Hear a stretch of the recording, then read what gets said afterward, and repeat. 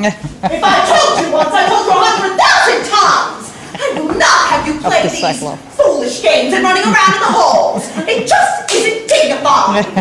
We are the rulers of the kingdom, and if we do not set a proper example for the rest of the court, well, I'd like to know who will. I mean, what's the point of being a ruler if one isn't going to behave as a ruler should?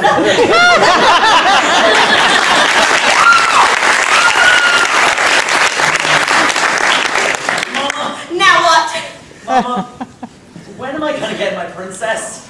Dauntless! I don't want to discuss that now! Besides, it's time for your cocoa! Yes, Mama. But you see, sometimes I get the funniest feeling you don't want me to be married. Don't want you to get married? Don't want you to get married? Dauntless! Don't you trust me? Of course, Mama. Well, then how can you say such a thing? I want you to get married. How many times have I said that to you? I want you to get married. Only this morning I was saying to your father, I said, Septimus, I want that boy to get married. It just isn't normal for a boy his age to remain single. And after all, he is princess, and don't forget that. He's next in line to the throne. I mean, we're not exactly the oldest people in the world, but on the other hand, we're not going to live forever. And I just know I'd feel much better, much easier and more relaxed in my mind if that boy were married and settled and set. And that is absolutely verbatim exactly what I said to your father this morning. Of course, he didn't say anything. He never does. But I didn't have to tell you how impossible he is. But that's my cross of pain.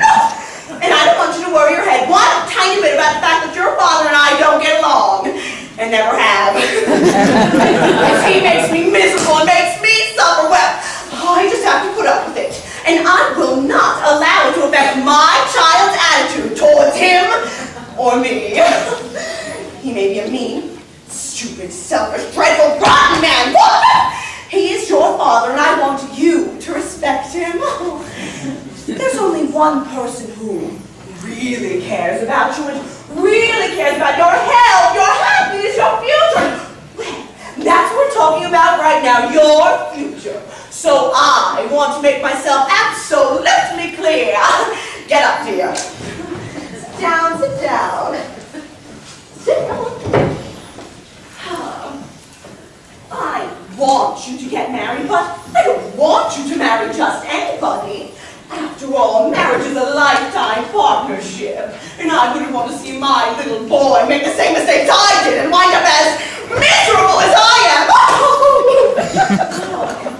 You are a prince, and you must marry someone suitable, someone who is good enough, and smart enough, and fine enough for my good, nice, sweet, beautiful baby boy. And she has to be a princess. I mean a real princess. That is something I absolutely insist upon. She must be a real, genuine, bona fide princess, just as I was. And that's what you really want, isn't it? Someone like me. Oh, God, if I were only 20 years younger. Just remember this. You must trust me. Oh, Harry! Don't interrupt! Well? Sir Harry wishes to speak with you, Madame. Well? Madam, I have the honor to request a perilous labor. I wish to search for a true princess.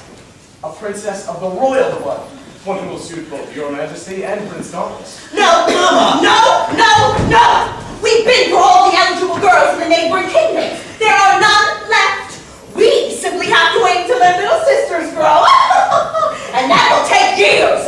But, madam, I fled to head north, over the mountains. Over the mountains? Across the Badlands. Across the Badlands? Into the marshland where the beautiful swamp lily grows. And into the marshland? Are you out of your mind? What the weather there is like? Mama, please. Do you know how damp and foggy and white and humid and oppressive? Mama! Let Sir Harry try. For me? All right, go ahead, it's your science. Hooray!